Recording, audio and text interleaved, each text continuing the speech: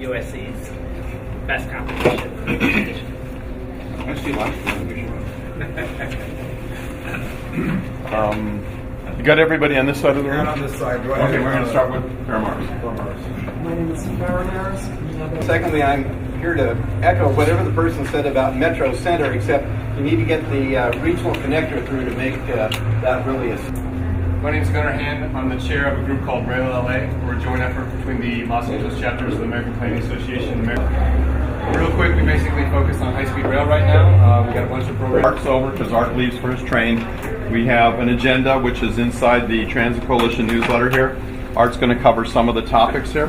For those that don't know, Art is the CEO of the Los Angeles County Metropolitan Transportation Authority. He's been reworking the agency. He likes things that actually work, and he's sometimes aghast that things are just kind of lackadaisical, and he's been making changes left and right. So, without further ado, Art. Thank you. It's an honor to be here with you. I appreciate all of your interest in various angles in public transportation and in the MTA. For those of you who are students, I especially say to you, I hope you'll think about a career at the MTA. We will be revolutionizing Los Angeles and Southern California. We play a vital role in this metropolitan area, and it's a great place to work, and I must tell you, it's a lot of fun.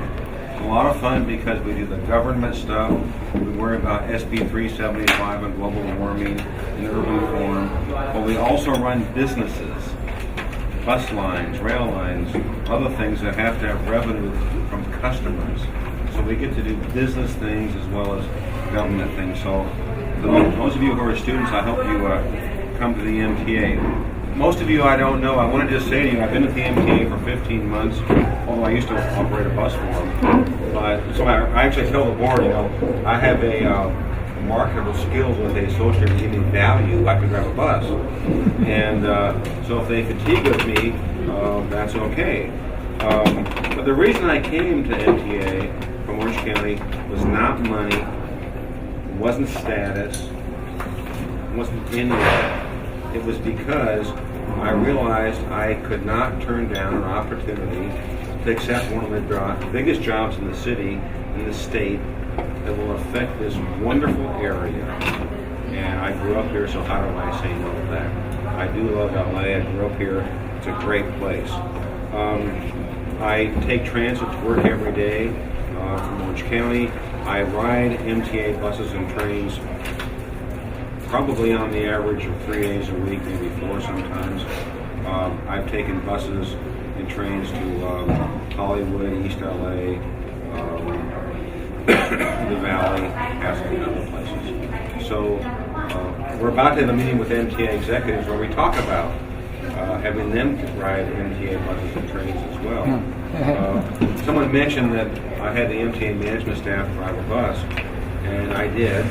When I first announced they were going to do that, they said to me, yeah, you're kidding, right? And I said, no, not at all. Now, don't worry, we'll take care of you. You won't be hurt. It's okay. So when they got into the seat of the bus, operator seat, the point of that, by the way, is it's a very big piece of equipment. When you're in the driver's seat, you become much more aware of that than you are as a passenger. But I gave them the added joy, once they began to move the bus, of standing next to them and saying things like, "Why are you late? When do we get to Pico?" The fact is, when I accept that sometimes our employees act like jerks, the hard part about operating a bus is not operating a bus. The hard part is hundreds of transactions every day with people, many of whom don't want to pay the fare or don't know where they're going. Now, I'll tell you a story about which I tell my coworkers, the operators there. They become impatient with customers who get on the bus, we'll be driving down the street, and the head sign will say Hollywood or whatever. And a person will get on the bus and say, "Do you go to Hollywood?" Now, The first 5 or 10,000 times that happens, it's okay. After that, it begins to get a little old. Can you appreciate that? Not justified, but understandable. So then I told him a story about a time I was in Seattle with my wife. We were at some hotel about 30 or 40 blocks from downtown Seattle, and we could see the buildings in Seattle, downtown. And we're on a road that's going right in a straight line towards those buildings. We go to the bus stop to take the bus into downtown Seattle. When we get on the bus, what did I ask the operator? Do you go to Seattle? Because I don't know. So what I say to them is, if you become impatient with the customers, go ride a bus. Go ride a bus in an area where it's strange, where you don't know. And then chill out a little bit. Give the customer a little slack, because after all, without them, they don't need you. And they don't need me for that matter. I'm going to tell you a funny story about MTA because it reflects on the focus change which is going to happen at MTA during my tenure there. I met with a bunch of managers a month ago, and I said we were changing certain photographs that were on the walls in the headquarters building. We had these lovely photographs of the headquarters building. And we're in the process of taking them down. And we're replacing them with photographs of construction sites, buses, bus stations, rail lines, rail stations, and passengers. The reason for that is art on the wall reflects that which we value. If we value the overhead, we're doing a hell of a good job. Headquarters is overhead. The purpose of the MTA, the reason for the MTA, is to offer service to customers, right? And that means buses and trains and freeway projects and other things. The reason I bring this story up is I said to this group of people, when you see an operator or a mechanic in the lobby of the building, say hello to them. They are the agents of the MTA. Then I said to them, you and I are overhead. I am overhead. Let's focus on the business. Why do I tell you the story? Because a lot of my coworkers, management guys, were unhappy with me. They were angry, very angry, because they thought I insulted them. Now, I would argue the fact that they don't understand what overhead is as compared to service delivery is exactly the reason why I should have said what I said, and why I'm going to say it some more. We need to get the MTA focused on service, service quality. We're going to go back and focus on the traditional values, especially in the bus system, as regards service delivery, on the rail projects in terms of project design, cost control, and things of that nature. We are going to focus on pennies and minutes and dollars and courtesy and clean buses.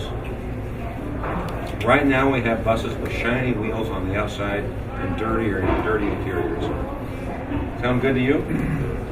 No, as a regular rider, no. Absolutely not. John Cato theory of clean That buses. is exactly backwards. Exactly backwards. So we are reviewing the interior of the buses. Pardon me. There are things that should be done to make them more graffiti resistant. Out at Division 9 in El Monte, we built a really nice headquarters for the management staff. Ran out of money to repair the bus washer and the fuel island. Exactly backwards. Exactly backwards. We have, I won't go on in more detail on that. Suffice it to say, we need to create focus on the service in the street. 15 months ago, we had on-time service in the mid-60s. That's an outrage. Worse than that, we had 15 or 20% running hot. What this indicates is a management group that doesn't either know or care about the quality of the service. It is worth noting that in the time period that I've been there, the 5 sectors have ceased to exist. We had 6 or 7 general managers when I arrived. We had 7 scheduled meetings. None of that existed. We are reintegrating those basic functions